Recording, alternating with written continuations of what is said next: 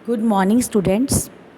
आज हम कक्षा 9 से आपकी संचयन बुक भाग 1 से चैप्टर 6 दिए जल उठे पाठ करेंगे।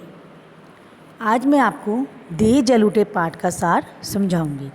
दिए जल उठे पाठ मधुकर उपाध्याय द्वारा लिखित है, जिसमें उन्होंने देश को स्वतंत्र कराने में तत्कालीन नेताओं के योगदान को दर्शाया है।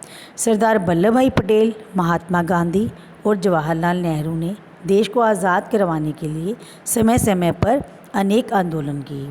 इन आंदोलनों में एक आंदोलन था जिसका नाम दांडी कूच था। सरदार पटेल इसी दांडी कूच की तैयारी के सिलसिले में गुजरात के रास नामक स्थान पर गए थे। वहाँ उन्हें गिरफ्तार कर लिया गया।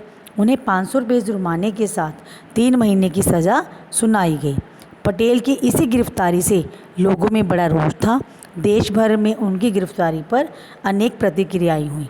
मदन मोहन मालवीय ने केंद्रीय सभा में एक प्रस्ताव पारित किया, जिसमें बिना मुकदमा चलाए पटेल को जेल भेजने की सरकारी कदम की निंदा की गई। उधर मोहम्मद अली जिन्ना ने सरदार वल्लभ भाई पटेल की गिरफ्तारी को अभिव्यक्ति के सिद्धांत पर हमला बताया।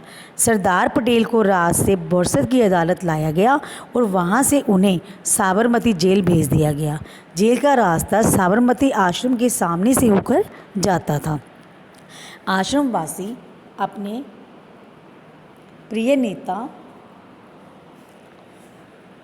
पटेल की एक झलक पाने के लिए उत्सुक थे।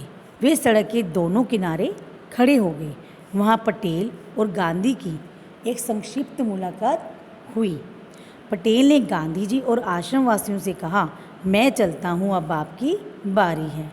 पटेल के गिरफ्तार होने के बाद सारी जिम्मेवारी गांधी जी ने संभाल ली।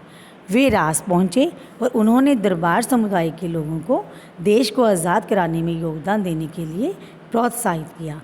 इसी बीच जवाहरलाल नेहरू ने गांधी जी से मिलने की इच्छा व्यक्त की, किंतु गांधी जी ने उन्हें मना कर दिया।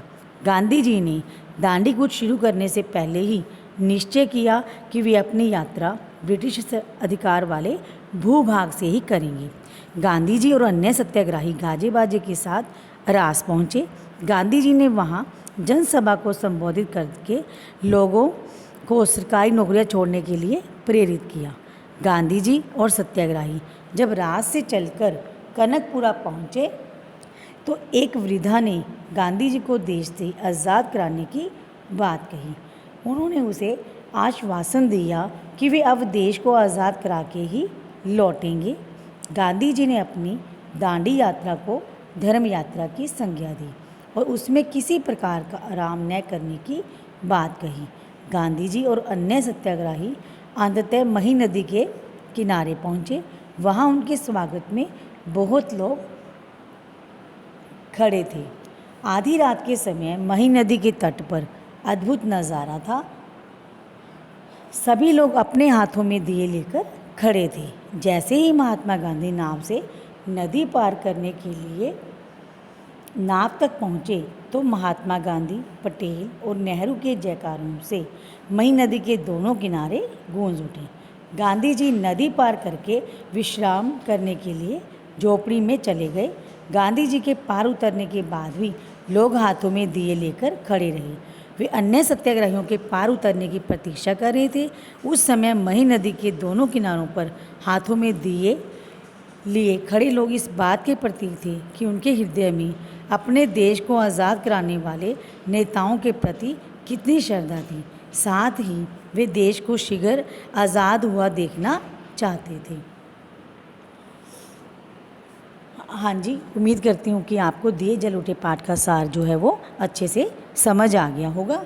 तो आपके ये बोध अभ्यास के क्वेश्चंस दिए हुए हैं 1 to 9। ये आप सभी ने नोटबुक के ऊपर लिखने भी हैं और याद भी करने हैं, जो मैं क्लास में करवाऊँगी आपको। तो हाँ जी, धन्यवाद।